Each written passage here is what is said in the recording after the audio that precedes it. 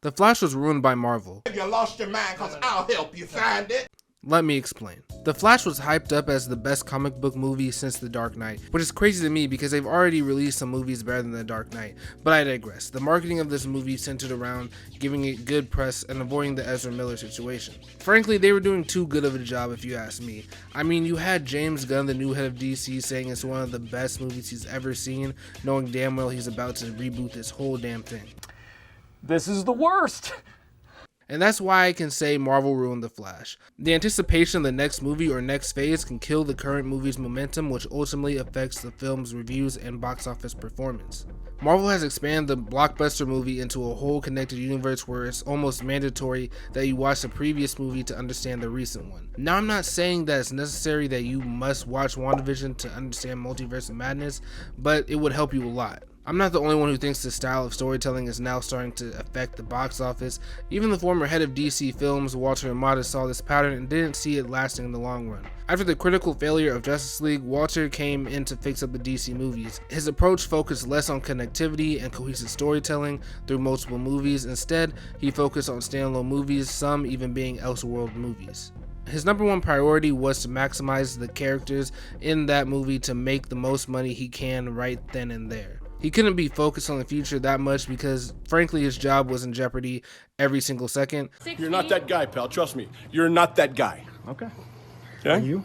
Absolutely. Walter unironically brought the best era of DC movies from Joker to Aquaman to the Suicide Squad. He also had his inevitable stinkers, but overall this was a good method for DC. Enough distance from the Zack Snyder era and the less overall importance of every movie mattering drove more people into the theaters. But now, most recently with his firing and the hiring of James Gunn, DC Films has experienced back-to-back box office failures. Now this is mostly not on James because most of these movies were made before he arrived. The Flash is the only one that I can say he kind of is responsible for the failure of. To just begin with, the promotion of this movie, he put too much hype into these products that he had no hand in making and probably knew he would never use again.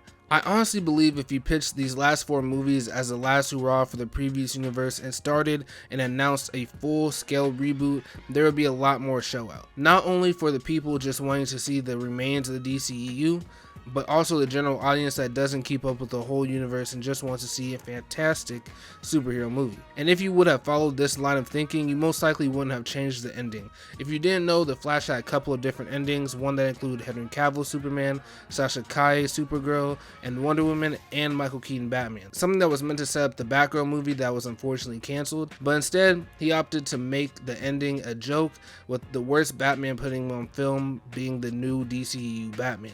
Now let me just reiterate the title of this video: Marvel ruined The Flash. For me, because I shouldn't feel betrayed when I see my second favorite DC character get his first live action movie, but I did. Because I was expecting this to somehow in some minuscule way to connect to James's new DCU. He said this movie would be the reset for the universe. Well, it's clearly not his because I'm not watching George Clooney play Batman ever again. He said he doesn't know if Ezra is here to stay when he is the literal head of the company. YC now is a studio afraid to tell the truth and just make an enjoyable movie. The Henry Cavill ending is objectively better.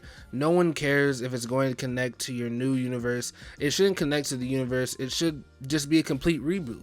I'm starting to think James is putting all his best on Superman Legacy, which isn't a bad idea because he is an exceptional movie maker, but you're the head of the studio now. Making decisions to lessen the impact of a movie that was never going to be part of your vision is not how DC should be ran.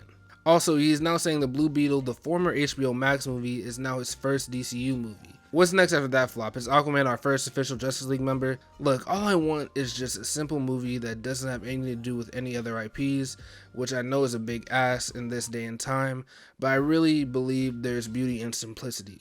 But that's all I got. What do you think? Is DC doomed again, or will James save this thing at the buzzer? Because honestly, if Superman Legacy flops, that might be it for DC movies.